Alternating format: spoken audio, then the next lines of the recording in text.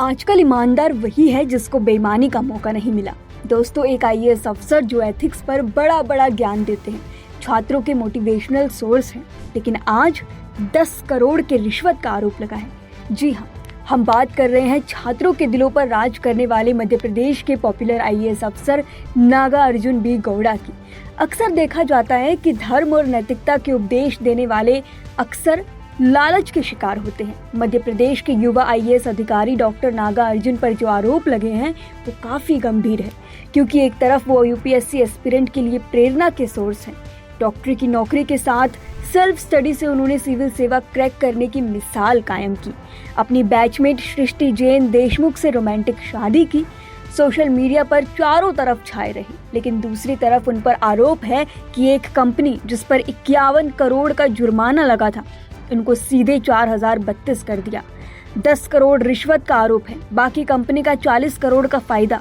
सबकी बल्ले बल्ले। आखिर पूरी कहानी क्या है, चलिए आपको बताते हैं। दरअसल ये पूरा मामला पाथ इंडिया कंपनी से जुड़ा हुआ है। कंपनी ने इंदौर बैतुल नेशनल हाईवे का काम किया था। आरोप है कि कंपनी ने काम के दौरान अंधेरी खेड़ा में बिना अनुमति के तकरीबन 3.11 लाख घन मीटर मुरम मिट्टी की खुदाई की थी।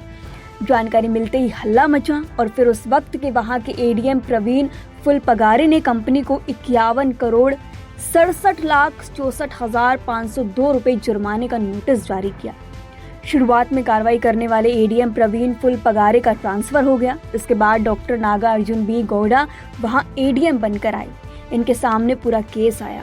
बताया जाता है कि उसके बाद सबूतों और आरोपों से संबंधित दस्तावेज नहीं होने की वजह से कंपनी द्वारा मात्र 2688 घन मीटर मिट्टी की खुदाई मानकर जुर्माने को बेहद मामूली कर दिया गया। कंपनी पर 4032 रुपए का जुर्माना लगाया गया। मतलब पहले कहा 51 करोड़ 67,64,502 रुपए और अब कहा 4000।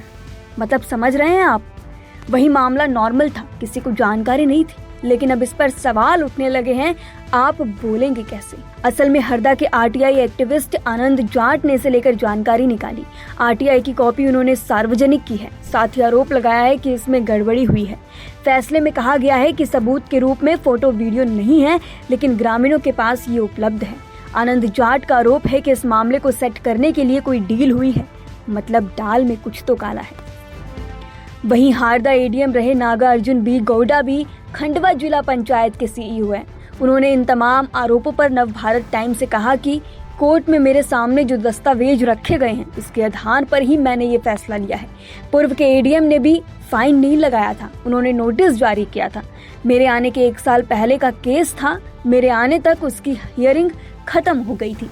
आरोपी कंपनी पर जितने खसरे का फाइन लगाया था, मुझे याद है कि उसमें आधे से अधिक का इनके पास परमिशन था। साथ ही किसी और व्यक्ति को 10 साल से परमिशन मिला हुआ था।